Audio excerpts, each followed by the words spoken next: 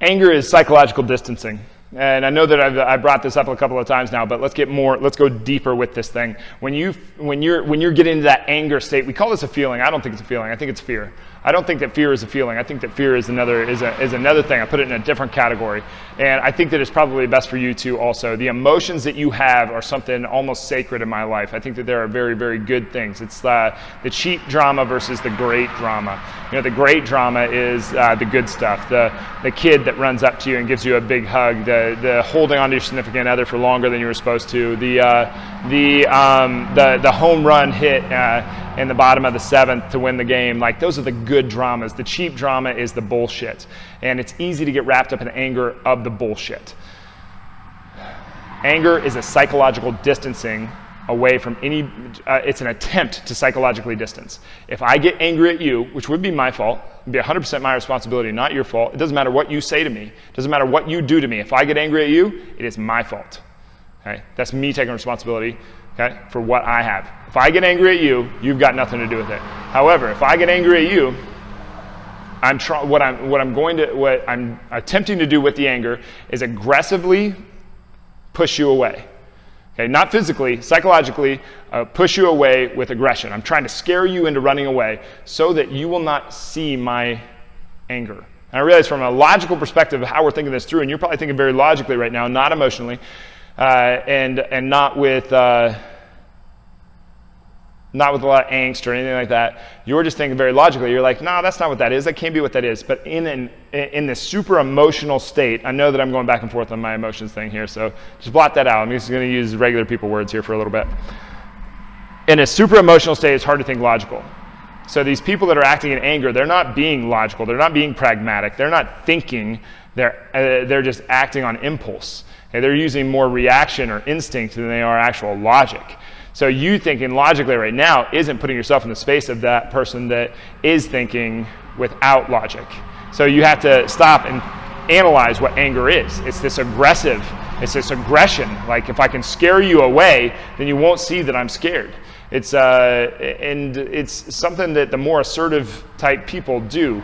And there's two ways to do this. There's an external anger and an internal anger. When you implode, you're doing an internal anger. This turns to depression real quick because you bottle this shit up and it just doesn't come out. And then there's another way. There's the explode of anger. This is the one that I practiced for a very long period of time. I had this huge long fuse. For the longest time, I could take just about anything for a long time. Coaches in college would just scream and scream and scream at you. On a job site when I was working construction, just scream and scream and scream at you. Coaches would just, anyway, in a relationship, I just implode, get angry at myself, angry that I was in this situation, angry at them, but never express it until one day just exploded, and it just wasn't very good, right? What could I have done that was better? I could have renegotiated. I could have refocused. I could have negotiated the fear and said, okay, I'm afraid. Instead of calling it anger, I'm going to call it afraid. Instead of justifying it with my own bullshit and saying, no, I'm right, you're wrong, I could have said, I'm scared of not being enough. Is this reasonable or unreasonable? Can I do my absolute gut-wrenching best in this moment?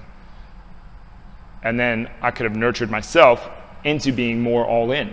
I could have refocused back to being all in, and you can too. So if you're a person that gets angry often, or the next time that you get angry, if you're thinking about something, because we all do this on some level, is we'll bring up something from the past, and we're the only one in our space, let's say that you're alone in your house, and you're thinking about something from the past, and you end up getting mad about it, and even though it happened 15 years ago, well, what can you do about it right now to confront what is still affecting you today? Because if that is on the top of your mind, it's affecting you, okay? And if you're thinking about it, and you're having this imaginary fight, it's affecting you today.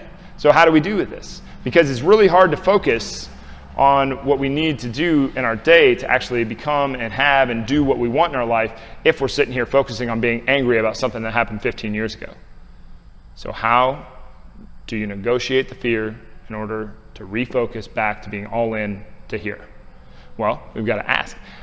You've got to acknowledge that you're afraid. Is this reasonable or unreasonable? Am I enough to do my absolute gut-wrenching best? Refocus, get all in.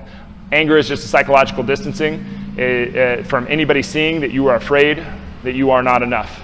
And you have to accept this. I've gotten argued with this over and over and over, and I've tried to help people understand. Some people have a really tough time with this one, so you might too.